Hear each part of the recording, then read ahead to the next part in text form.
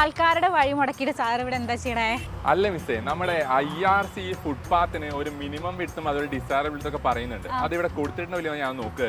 എന്നിട്ട് ഇവിടെ ഉണ്ടോ വിട്ട്? ഇല്ല, IRC പറയുന്നത് മിനിമം വിട്ട് ഒരു 1.5 മീറ്റേഴ്സ് വേണം, അതൊരു ഡിസൈറബിൾ വിട്ട് 2 മീറ്റേഴ്സ് വേണമെന്നാണ്. അത് ഇവിടെ കൊടുത്തിട്ടില്ല എന്നാണ് എനിക്ക് തോന്നുന്നത്. ടേപ്പ് എടുത്ത് അളക്കേണ്ടി വരും. നാളെ വന്ന് നമുക്ക് നാളെ നോക്കാം. അപ്പൊ നോക്കി, ഇത് നമ്മുടെ ഫുട്പാത്ത് ആണെന്ന് പറഞ്ഞില്ലേ, ഇത് ഷോൾഡറാ. അപ്പൊ ഈ ഫുട്പാത്തിനെയും ഷോൾഡറിനെയും സെപ്പറേറ്റ് ചെയ്യണ ഈ ഒരു ബാരിയർ ഇല്ലേ, ഇതിനെ നമ്മൾ കർബ് എന്നാ വിളിക്കാം. ഈ കർബ് പൊതുവെ എത്ര ടൈപ്പ് ഉണ്ടെന്ന് അറിയോ? നമ്മൾ പൊതുവെ കർബ് 4 ടൈപ്പ് ഉണ്ടെന്നാ പറയാം. ക്ലാസ് 1 അല്ലെങ്കിൽ ലോ കർബ്, ക്ലാസ് 2 അല്ലെങ്കിൽ സെമി ബാരിയർ കർബ്, ക്ലാസ് 3 അല്ലെങ്കിൽ ഹൈ സ്പീഡ് ബാരിയർ കർബ്, പിന്നെ നമ്മൾ ഈ വില്ലേജ് റോഡുകളിലൊക്കെ കൊടുക്കുന്ന സബ്മേർജ്ഡ് കർബുകൾ. അതിൽ ഈ ക്ലാസ് 1 ടൈപ്പ് കർബ് ആണെങ്കിൽ ഒരു 10 സെന്റിമീറ്റർ ഹൈറ്റിലാണ് നമ്മൾ കൊടുക്കാം. ക്ലാസ് 2 ആണെങ്കിൽ ഒരു 15 സെന്റിമീറ്റർ ഹൈറ്റിൽ കൊടുക്കാം. ഇനി ക്ലാസ് 3 ആണെങ്കിൽ നമുക്ക് 20 സെന്റിമീറ്റർ ഹൈറ്റിലാണ് കൊടുക്കാൻ പറ്റാം. ഇനിയിപ്പം സബ്മേർജ്ഡ് കർബിന്റെ ആവശ്യം എന്താണെന്ന് വെച്ചാൽ വില്ലേജ് റോഡുകളിൽ റോഡും അതുപോലെ തന്നെ ഈ പറയുന്ന ഷോൾഡറും തമ്മിൽ ഇന്റർമിക്സ് ചെയ്യാതിരിക്കാൻ വേണ്ടിയാണ് നമ്മൾ അവരെ പ്രൊവൈഡ് ചെയ്യാറുള്ളത്.